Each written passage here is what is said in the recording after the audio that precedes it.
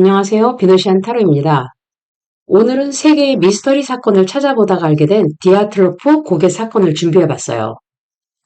1959년 소련 우랄 산맥에서 대학생과 졸업생 등으로 구성된 숙련된 산악 원정대 9명이 의문의 죽음을 맞이했는데요.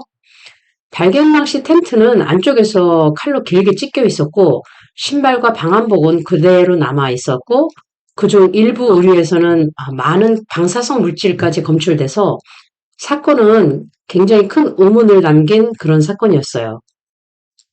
소련 당국은 이것에 대해서 압도적인 자연의 힘 때문에 사망했다고 발표했는데 그날 밤 하늘에서 번쩍하며 섬광 같은 이상한 불빛을 봤다는 증언이 나오면서 무슨 비밀 군사 실험설과 은폐의 의혹이 끊이지 않았는데요. 과연 그날 밤 이들한테 무슨 일이 있었고 소련 당국은 그때 어떤 중요한 사실을 감춘 것인지 카드로 한번 볼게요.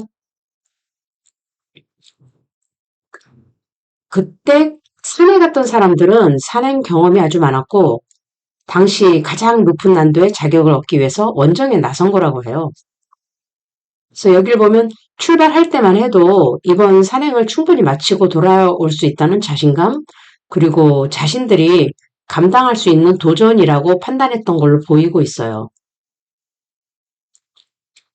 발견된 일기와 사진을 보면 굉장히 재미있게 산행을 즐기면서 원정을 이어갔던 것 같아요. 근데 사건이 일어나기 전까지 이 사람들은 서로 믿고 의지하면서 그렇게 어려운 여정을 함께 헤쳐나갔다고 보여지는 건데 그렇게 이어지던 원정은 그날 밤을 기점으로 굉장히 급박하게 변화하고 있어요. 일행이 방한복하고 신발조차 제대로 챙기지 못한 걸 보면 위험을 알아차린 뒤 판단하고 움직이기까지 시간이 굉장히 짧았던 것 같아요. 알 수 없는 그런 뭔가가 텐트 가까이까지 닥쳐오면서 이 사람들한테는 짐을 챙기는 그것보다 그 자리를 아주 빨리 벗어나는 일이 더 중요했던 것으로 이렇게 나타나요.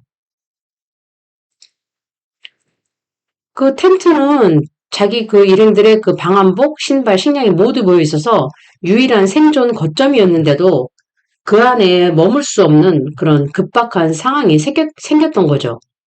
그래서 여기서는 추위보다 안전해야 할 장소가 순식간에 위험한 장소로 바뀐 것으로 보이고, 근데 이해하기 어려운 거는 텐트에 남은 칼자국이에요. 입구로 그냥 걸어 나가면 될 텐데, 일행은 안쪽에서 텐트 천을 찍고 다른 쪽으로 빠져나온 걸로 그렇게 기록에 나와 있거든요.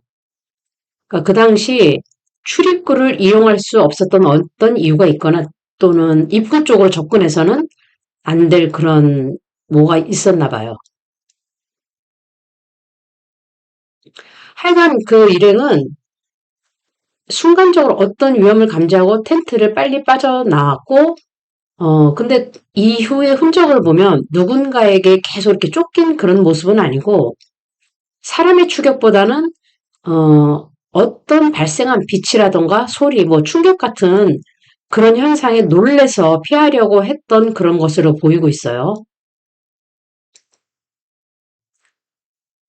그 당시 수색한 그 기록에 따르면 텐트에서 시작된 그 일행의 발자국은 숲 방향으로 이어져 있었고, 발자국은 중간부터 눈에 덮여 사라졌지만, 텐트에서 약 한 1.5km? 그 정도 떨어진 숲의 삼나무 아래서 모닥불 흔적 또 두 사람의 시신이 발견됐다고 이렇게 나와 있어요. 이들은 그러니까 사방으로 흩어져서 막 달아난 게 아니라 처음에는 다 같이 함께 숲을 향해 이동을 했던 것으로 보여요. 아마 텐트하고 충분한 거리를 둔 뒤 몸을 숨길 수 있는 그런 곳에서 상황을 지켜보려 했던 게 아닌가 그렇게 생각돼요. 그리고 숲에 도착한 뒤에는 의견이 맞는 사람들끼리 이렇게 흩어지고 나뉘었던 걸로 이렇게 추정되는데 그게 왜냐면 삼나무 아래에서는 두 사람의 시체와 함께 작은 모닥불 흔적이 발견됐고 또 다른 세 사람은 그것과 텐트 사이에 경사면에서 발견됐다고 해요. 그러니까 이들은 장비를 가져오기 위해서 텐트로 돌아가려 했던 게 아닌가 그렇게 추정되고 그리고 나머지 네 사람은 그 나뭇가지와 옷가지를 깐 임시 피신처 흔적이 남은 계곡에서 발견됐고 시체로. 하여간 정확한 계획은 알 수 없지만 불을 피우고 뭐 장비를 되찾고 피신처를 마련하자 뭐 이러면서 각자 살 길을 찾았던 게 아닌가 이렇게 보여지고 있어요. 일행은 산행을 마치면 2월 12일까지 그 자기네가 돌아왔다 하고 가족들한테 전보를 보내기로 했지만 아무 연락을 할 수가 없었던 거죠. 그래서 며칠이 더 지나니까 가족들이 수색을 요구했고 처음에는 그냥 대학생하고 교직원들이 찾아 나섰던 것 같아요.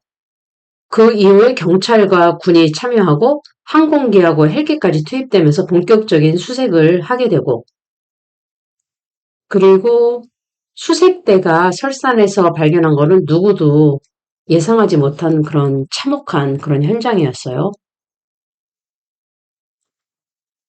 결국에 산행을 계속했던 9명은 한 사람도 돌아오지 못했고, 먼저 발견된 사람들은 대부분 저체온증으로 사망했지만 2달여 뒤 그 계곡의 깊은 눈알에서 발견된 일부에서는 두개골과 갈비뼈가 크게 부서진 심각한 부상이 확인됐다고 해요. 이 사건의 핵심은 부상의 원인보다도 도대체 어떤 것이 9명 모두를 한밤중에 텐트 밖으로 나오게 만들었냐는 거에 이제 핵심을 두고 있는데, 소련 당국은 자세하게 얘기는 안 하고 그냥 압도적인 자연의 힘, 그것 때문에 사망했다. 그렇게 발표했대요. 또 그것이 정확히 무엇인지 밝히지도 않았고, 근데 더 수상했던 점은 그 사람들이 안에 텐트 안에 있던 옷에서 방사성 물질까지 검출됐다고 그렇게 나와 있어요.